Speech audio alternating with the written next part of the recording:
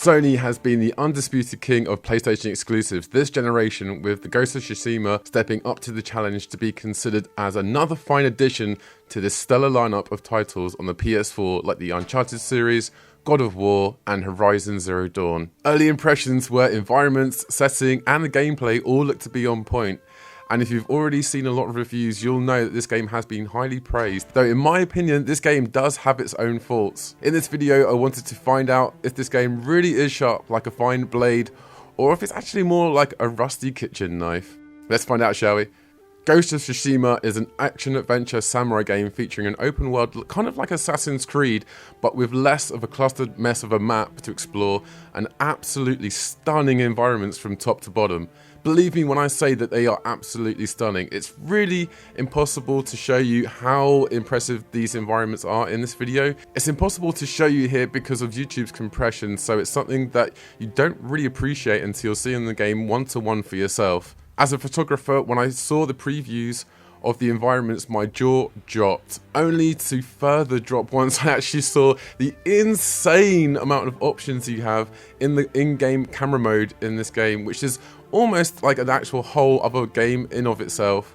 I know I've kind of almost immediately pivoted talking into the how this game looks rather than the gameplay, the story, or anything else I could be talking about right now, but it's really hard to overstate how awesome the camera mode is in this game. Following on from the amazing camera modes in previous titles like Horizon Zero Dawn and God of War and most other first-party PS4 titles, you can change so much in the world. It's a literal photographer's dream. After you get out of the bump of the first part of the story that you're kind of locked into and you're finally given a bit of a chance to roam around, I was really mesmerized by how just lifelike the world is.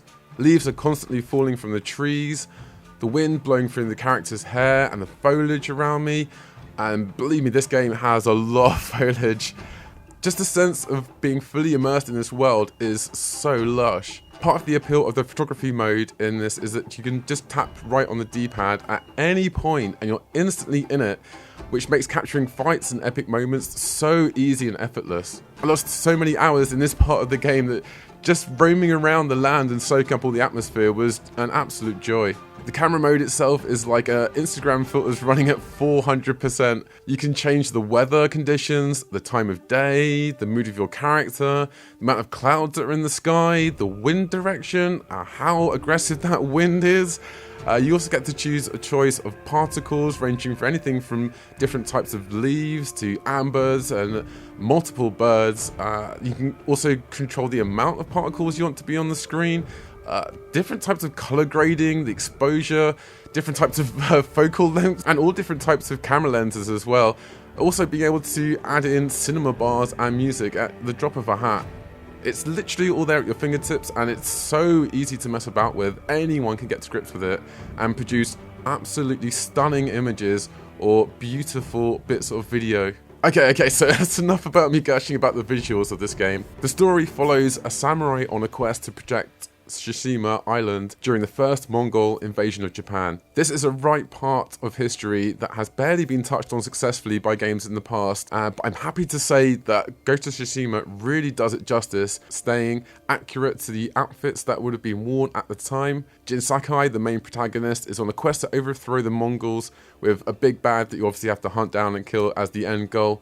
But on the way, you'll meet a whole host of different characters that you can add to your alliance. Each of these characters have their own backstory, which you learn more about the more you do their own side missions for them, which in turn will then earn them as loyal additions to your rising army. The main story is serviceable. I mean, it's okay. It's hard to say that it's good. It's just very by the numbers kind of samurai story, and it kind of plods along at its own steady pace.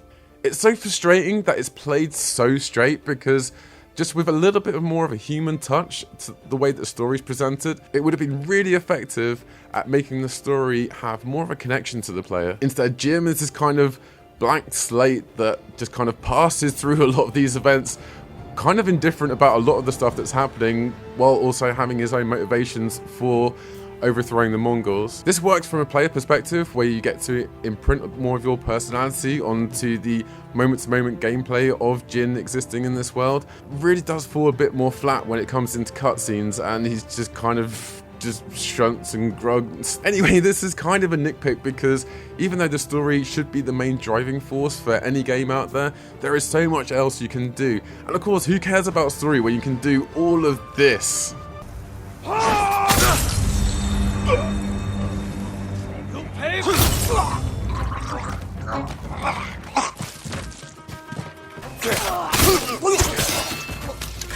Get down!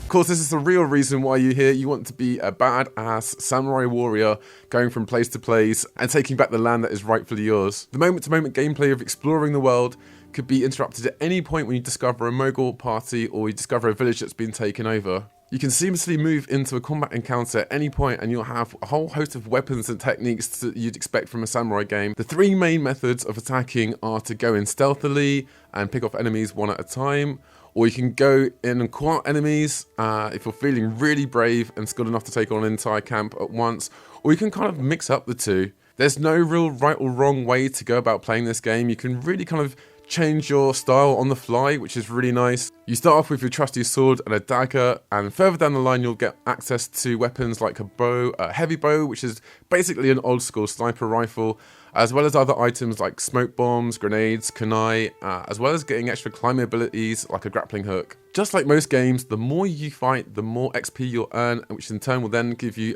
upgrade points that you can use to unlock more fighting abilities, or as well as different fighting stances and different fighting techniques. Some of these abilities include being able to deflect arrows with your sword and execute more moves during encounters. These are all highly satisfying to use, but it's just a shame that your moves are all tied down so directly to the kind of stance that you have, and there's 4 main stances. Each of these stances are designed to be a counters to specific enemy types that you will face. I can see why developers did this as a way to try and streamline all the systems, because at times it can be a little bit overwhelming, but the problem is that it really halts in the natural flow of combat. While easy to do so, doesn't let you chain together attacks in a way that feels natural, and it's really frustrating because it feels like a little bit of a missed opportunity where you could combo some of these other moves from different stances together at the same time. Don't get me wrong, this is a pretty small gripe, and I could see that the developers would want to make this game accessible to as many people as possible and wouldn't want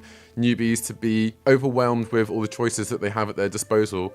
But when you're playing it for a long amount of time and you get really comfortable with these systems, you want to have that ability to expand and chain together what you've learned along the way. As with this game, I think it is like about a 30 to 50 hour main campaign, and that's not including any of the side quests, so you can easily spend a long amount of time in this world and get very comfortable with the different fighting techniques that you have at your disposal. The combat system as a whole is pretty satisfying, and my god, one of the best additions to this is the standoff. When you first call out a Mongol guard and you basically have a game of chicken between who's going to strike first, and the first time you nail it and you see a massive blood splash come out the side of the enemy in slow motion, it's just like, oh man. The combat in moments like this is absolutely awesome and really hits the nail on the head of fulfilling a lot of people's samurai power fantasies of being just a total badass that is able to cut down people with one swift motion. I've often found that I'm having the most fun when I'm not actually concentrating so much on the stances and just using my reflexes and awareness to battle groups of enemies. It's just frustrating that a lot of the times that you can have like hard counters, so even if you are on top of the combat, they will just hard counter what you're coming at them with.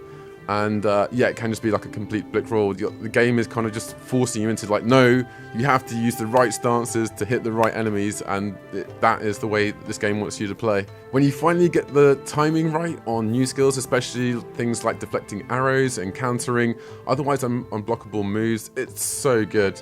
You can totally mess up being stealthy and switch to aggressive, or you can find yourself overwhelmed and aggressive and switch back to more stealthy tactics. It really does, the game does really adapt to how you want to play and how bullish or sheepish you're feeling at the time, depending on how much health you have left or how many hits you've taken. In between exploring areas on the map, you'll find new locations and discover unlocks that you'll have many other things to do. In between exploring areas on the map for combat reasons and story missions, you'll also find lots of other things to unlock. There's also a little mini game where you're slicing bamboo with your sword, where you have to get a sequence right in quick succession to be able to unlock another ability for your character. You can also get different outfits which give you different character buffs, like having more arrow slow-mo time, or the ability to take less damage from melee weapons, and so on. Each of these outfits are customizable, but not very much. You do, however, get more elaborate versions of the outfits that you own as you upgrade them. I really do love the minimal HUD in this game. It really helps keep the sense of immersion. The game is so good at telegraphing to the player where to go without needing a map via the subtle movement of the wind and so on. Boss fights are by far like the best and worst part of this game. They look incredible, but they force you into this almost kind of first person view which you don't experience at any other point of the game, so it really kind of just throws you off. And there was one point where I had like a bunch of health and I died randomly right towards the end of this really long fight, and I respawned and I didn't have any of the health that I come into this fight with, so then I died another 10 times consecutively in a row. At which point the game started to feel sorry for me and gave me a fully recharged health with all of my extra health points as well. And I was just sat there thinking, like, why couldn't I just start the fight with the health I had before I got into the start of this race? But I don't know, it just seems like a weird bug or something. If it sounds like I've been a bit too harsh on this game in this review, it's purely because the strong parts of this game really shines a light on the other parts that are frustrating, which if they were addressed would really help keep the player engaged longer and also make this game an immediate must-buy. As much as I love large parts of this game, the flat story and the awkward combat systems kept pushing me away. Don't get me wrong, I'd say that even if you bought this game now, it would be hard to say that you weren't getting your money's worth, but it's missing a certain something to keep you coming back time and again.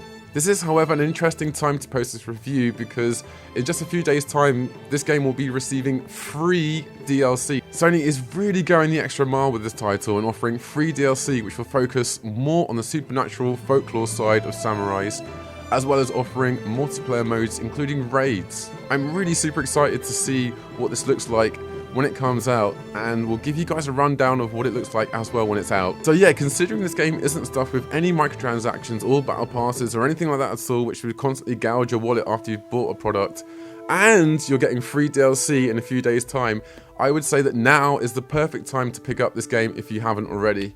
If you've ever enjoyed an Assassin's Creed game, or you've been really wanting to roleplay as a samurai, then this game has got you covered. With all the madness that's happening in 2020 this year, having the ability to get lost in a world that is so detailed back in simpler times is exactly what I need right now. From moss growing on the trees, to gorgeous sunrises and sunsets, and the mist in the forest. It's just a joy to exist in this place. Then add on the power fantasy of being a badass samurai, and you've got hours and hours of entertainment at your fingertips. But that's enough about what I think. What do you guys think? Have you played Ghost of Tsushima yet? Has this review been helpful to you? If so, please leave a like and a comment below. I'd really like to hear your thoughts. Hey, if you're not already subscribed, hit subscribe right now. Come on, you know you wanna. It really does help me out. Hit that bell notification while you're at it so you do not miss any new content as soon as it comes out on this channel. Alright, that's it for this video. Thank you guys all so much for watching, and I will see you guys next time.